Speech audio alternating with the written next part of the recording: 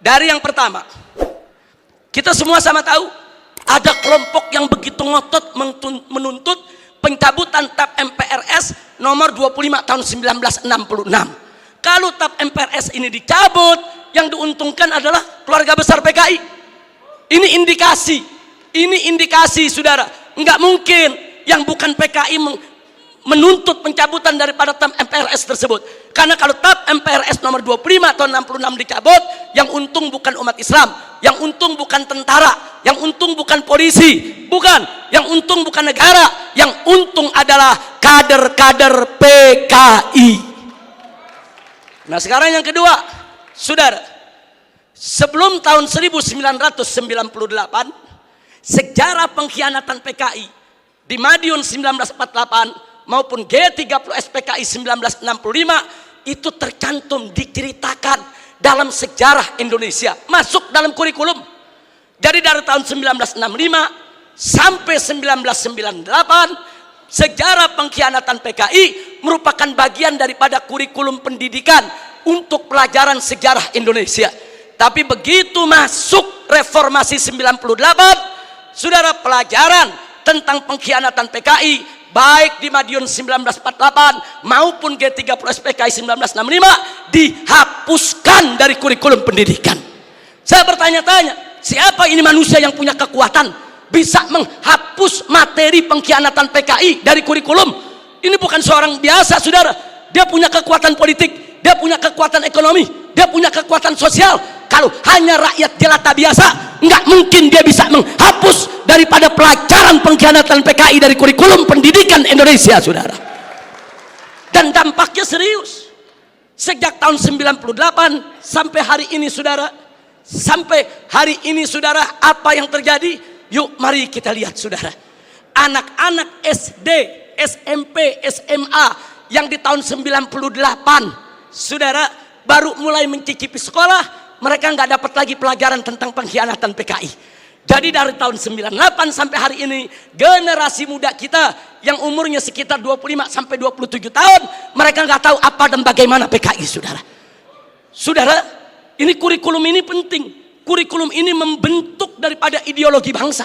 Kurikulum ini membentuk pemikiran filsafat bangsa. Kalau sudah dihapuskan dari kurikulum, jangan kaget kalau anak-anak muda kita saat ini umur 20-an, saudara, 25 atau 27 ke bawah, tidak ada yang tahu PKI. Bahkan mereka merasa bangga pakai kaos dengan gambar Palu Arit karena ketidaktahuan mereka, saudara. Sebelum tahun 98, saudara, televisi nasional khususnya TVRI setiap tanggal 30 September selalu memutar ulang film tentang pengkhianatan G30S PKI. Hingga dari Sabang sampai Merauke, dari gunung sampai ke lembah, orang di kampung-kampung nonton film tersebut, saudara. Mereka tahu betapa biadabnya PKI, betapa zolimnya PKI, betapa pengkhianatan yang dilakukan oleh PKI. Tapi sayang sejuta sayang, setelah reformasi tahun 98 tidak ada satupun stasiun televisi sampai hari ini yang berani menayangkan kembali daripada film pengkhianatan G30S PKI, saudara. Ada apa? Siapa itu orang yang bisa nakut-nakuti televisi? Siapa itu orang yang bisa neken media televisi? Siapa itu orang yang menguasai media di kita punya negeri sampai media takut, nggak berani untuk menayangkan film itu kembali, saudara? Nah, ini fakta, ini merupakan indikasi kebangkitan PKI yang tidak terbantahkan. Omong kosong kalau ada mengatakan PKI tidak akan bangkit. Omong kosong kalau ada mengatakan PKI akan bangkit atau PKI ini sudah final, tidak akan bangkit lagi. Omong kosong, saudara. PKI sedang bergerak, PKI akan bangkit kembali, PKI akan melibas kita semua kalau kita tidak merapatkan barisan dari sekarang, saudara. Dulu sebelum 98 ada Litsus, penelitian khusus bagi pejabat publik di Indonesia, saudara. Seseorang ingin jadi gubernur, ingin jadi kepala daerah, apalagi mau jadi menteri, saudara, ada penelitian khusus. Siapa dia? Bagaimana ideologinya? Apa keterkaitannya dengan PKI, saudara? Kalau terbukti ada keterkaitan dengan PKI, apalagi mengusung ideologi PKI, tidak akan pernah dilantik oleh negara sebagai pejabat publik, saudara. Tapi semenjak tahun 1998, Litsus ditiadakan. Nah, kemudian baik yang kelima, saudara, putra-putri PKI keturunannya masuk ke partai-partai politik, masuk ke instansi lembaga-lembaga negara, saudara. Dan dari sanalah saudara mereka mempengaruhi kebijakan-kebijakan untuk keuntungan PKI. Baik, yang keenam, mari kita lihat lagi saudara. Kita tidak boleh menutup mata. Sejak tahun 1998 begitu banyak buku-buku yang membela PKI. Dibagikan secara gratis, dijual dengan bebas di toko-toko buku saudara. Pemerintah kita nggak mampu untuk melakukan tindakan apapun. Real, fakta saudara. Bahkan ada satu anggota dewan, pimpinan satu komisi di DPR RI, saudara, begitu bangga mengarang buku mengatakan dengan judul "Aku Bangga Jadi Anak PKI". Nggak sampai di situ, bahkan dia karang buku lagi dengan judul "Anak PKI Masuk Parlemen", seolah-olah dia ingin meledek semua yang anti PKI. Manusia-manusia Indonesia yang anti PKI, ada urusan apa dengan kalian? Aku bangga jadi anak PKI. Bangsa Indonesia yang anti PKI, ada apa dengan kalian benci PKI? Ada apa musuh PKI? Aku anak PKI masuk parlemen dan aku bangga menjadi anak PKI. Innalillahi wa inna ilaihi rajiun. Ini indikasi.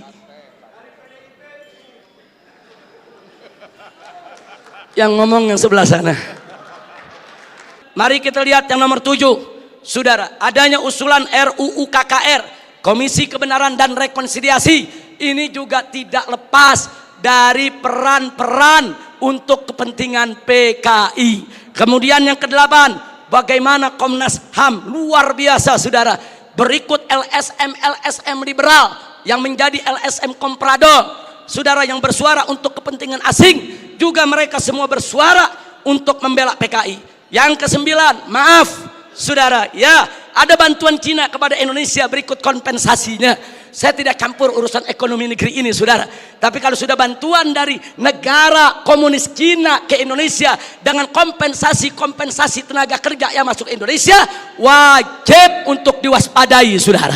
Nah kemudian jangan lupa yang ke-10 saudara, ada beberapa parpol, bukan satu, yang terang-terangan mengirim kader-kadernya ke Republik Rakyat Cina untuk ikut pendidikan politik. Mereka dididik oleh Partai Komunis Cina, saudara.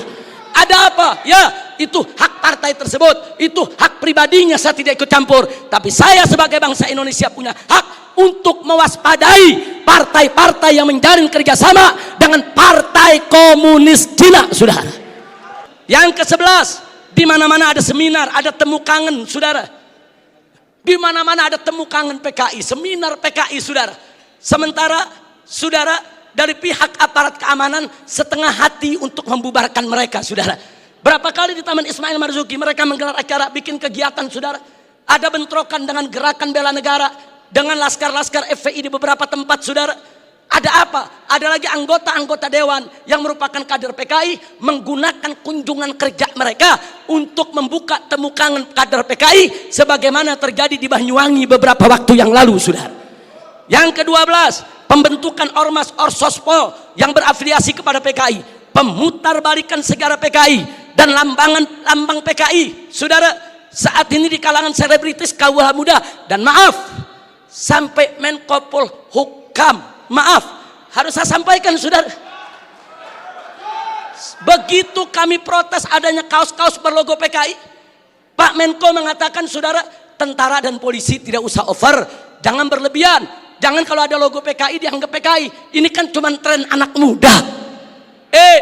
Logo PKI itu termasuk sosialisasi lambang PKI. Itu dilarang, saudara, oleh TAP MPRS nomor 25 tahun 66. Dilarang juga oleh Undang-Undang nomor 7 tahun 27 tahun 99. Dilarang juga oleh TAP MPR RI nomor 1 tahun 2003. Dan dilarang oleh KUHP pasal 107 A, B, C, dan D serta E, saudara. Nggak bisa. Kalau itu sudah masuk larangan, seorang Menko Polhukam tidak berhak melindungi logo Palu Arit hanya dengan alasan itu adalah tren kaula muda, saudara. Takbir, Allahu Akbar, merdeka.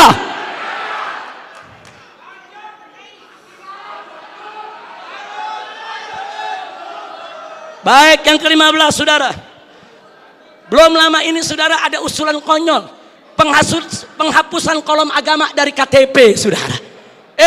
Kalau kolom agama dihapuskan dari KTP, saudara, maka ini merupakan kesempatan bagi kalangan ateis, bagi kalangan PKI untuk tidak lagi mencantumkan agamanya, saudara. Ini berbahaya. Ini merupakan indikasi kebangkitan PKI. Baik, yang ke-16, saudara. Dorongan untuk minta maaf kepada PKI. Ada apa? Saya ditanya sama wartawan, Habib Rizik, ini bagaimana sikap FPI kalau presiden sampai minta maaf kepada PKI? Saya jawab, kalau presiden ngotot meminta maaf kepada PKI, saya usul sekalian saja minta maaf sama Belanda dan Jepang. Jangan tanggung-tanggung minta maaf, saudara. Minta maaf saja. Belanda, maaf dulu pejuang kami membunuh tentara Belanda. Jepang, maaf dulu gerilyawan kami membunuh Anda. Minta saja sekalian maaf kepada Belanda dan Jepang, saudara. Belanda dan Jepang itu penjahat, saudara. Sebagaimana PKI, bukan kita yang minta maaf kepada Belanda dan Jepang, bukan kita yang minta maaf kepada PKI. PKI yang harus minta maaf kepada bangsa Indonesia, saudara. Takbir. Baik, kemudian berikut yang ke-17, saudara. Maaf, sekarang ini ada jargon revolusi mental. PDIP juga. Kalau yang dimaksud revolusi mental adalah revolusi akhlak, revolusi moral, revolusi budi pekerti, dari tidak baik menjadi baik, tentu kami dari FPI akan sangat-sangat mendukung. Tapi kalau yang dimaksud revolusi mental adalah membebaskan jiwa dari ikatan agama, membebaskan jiwa daripada aturan hukum Tuhan, sebagaimana yang pernah disuarakan oleh Karl Marx, sebagaimana di tahun 50-an pernah dikampanyekan oleh PKI. Ini jargon PKI dulu, saudara. Nah, kalau itu yang dimaksud, kami menolak istilah revolusi mental kalau hanya memberikan kesempatan kepada PKI untuk bangkit, ya kawan. 19, saudara, saat ini di beberapa karnaval, bagaimana tokoh-tokoh PKI, saudara, seperti Aidit, seperti Nyoto, saudara, itu dibawa-bawa, diusung-usung. Bahkan dalam karnaval peringatan HUT RI di Madura, saudara, di Sumatera Barat, kemudian di Jawa Timur. Ada apa kalau ini bukan indikasi kebangkitan mereka? Dan yang ke-19, saudara, maaf, beberapa waktu yang lalu juga ada simposium di Arya Duta. Saudara, ya, tujuan pemerintah baik, dimonopoli oleh pemerintah, bagus tujuannya, saudara. Tapi sayang sejuta sayang, saudara, ternyata simposium tersebut, saudara, hanya menguntungkan kader-kader PKI ketimbang kader-kader bangsa Indonesia sendiri, saudara. Nah, karena itu, saudara, yang terakhir, yang ke-20, saudara. Ada jenderal PKI. Yang terakhir, saya sedih, kecewa bercampur marah begitu saya saksikan di ELC, saudara, Indonesia Lawyer Club, di salah satu sebuah stasiun televisi, saudara, ada tokoh yang mengatakan kalau PKI itu hanya korban. Kalau PKI itu korban, penjahatnya siapa? Kalau PKI korban, berarti penjahatnya NU, penjahatnya Banser, penjahatnya Masumi, penjahatnya tentara, penjahatnya Polri, penjahatnya negara, saudara. Nah, maka itu, saudara, ya kalau korbannya PKI, berarti penjahatnya Nahdlatul Ulama, NU, berarti penjahatnya Muhammadiyah. Enaknya, saudara, umat Islam ini dianggap semua sebagai pelaku kejahatan. Ini kita tidak terima. Ke Padang Persatuan, kalau ingin simpatik kepada PKI itu urusanmu, tapi jangan coba-coba mengatakan mereka korban.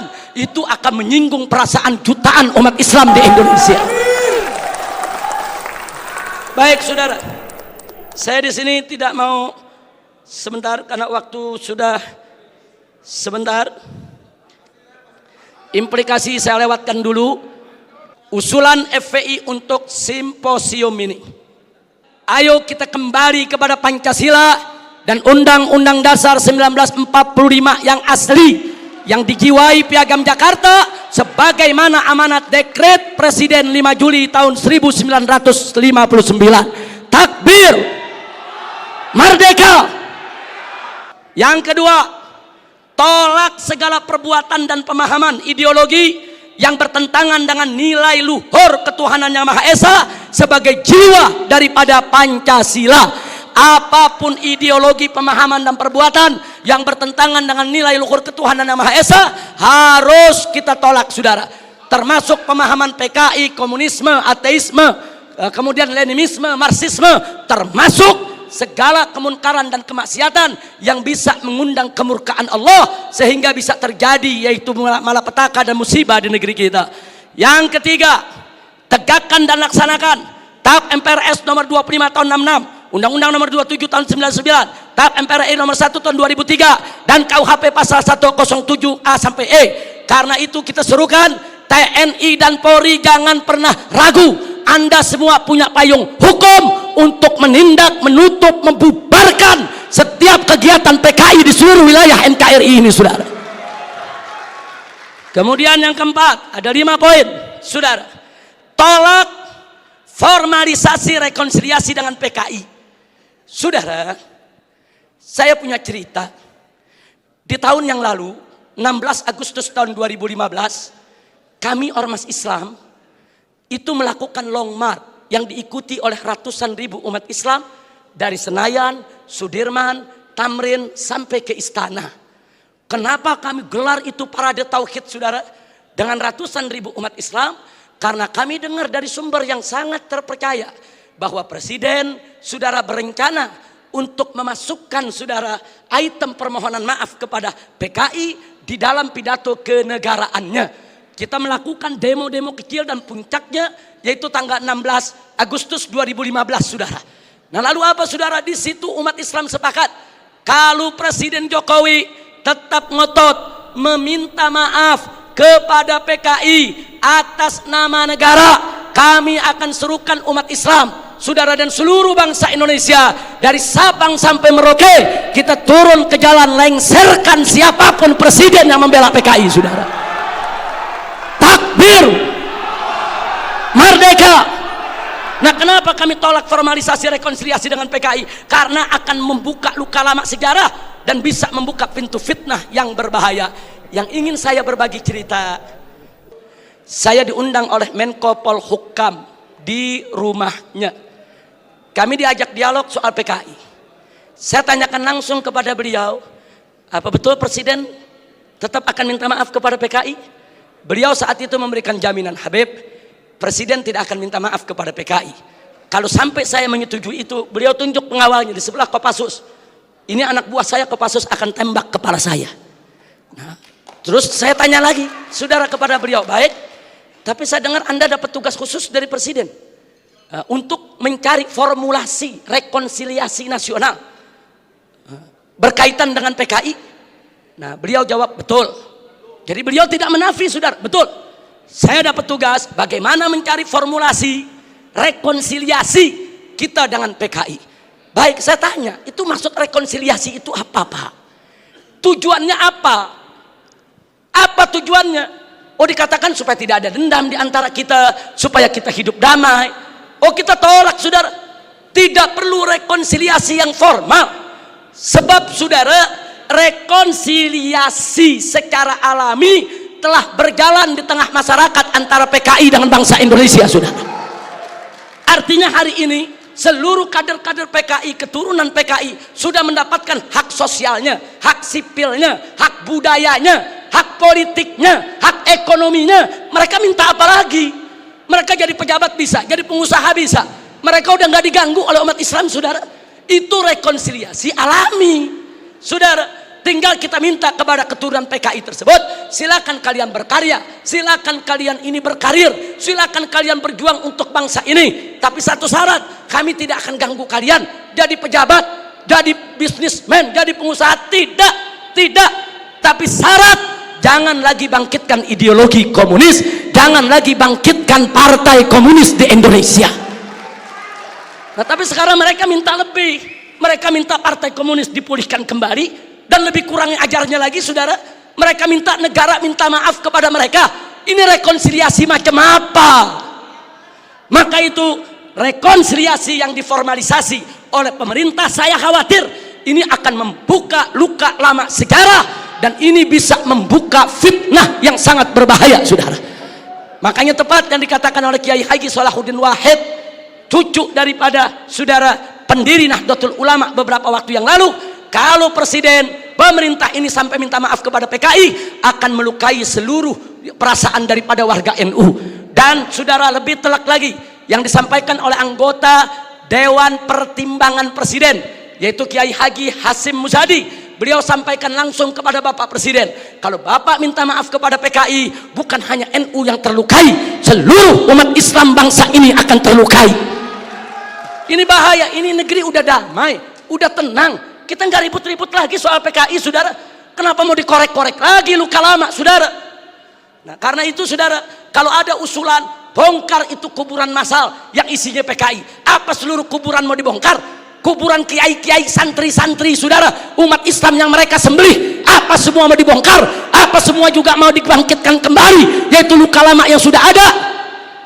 Ini pertimbangan tidak rasional, saudara. Karena itu kami dari FPI menolak formalisasi rekonsiliasi dengan alasan apapun, saudara. Tapi kami menerima kader-kader keturunan PKI saat ini dikembalikan hak sosialnya, hak ekonominya, hak politiknya, saudara. Kita terima, mereka bangsa kita, mereka saudara kita. Silakan hidup bersaudara berdampingan dengan kita, dan mereka harus tunduk kepada Pancasila, jangan lagi menghidupkan daripada komunisme. Sebagai penutup yang kelima, saudara, saya ajak semua yang ada di sini untuk menyerukan jihad konstitusional secara nasional melawan semua gerakan komunis dan neolib untuk selamatkan keutuhan negara kesatuan Republik Indonesia, saudara. Takbir, Allahu Akbar, merdeka. Itu saja yang bisa saya sampaikan.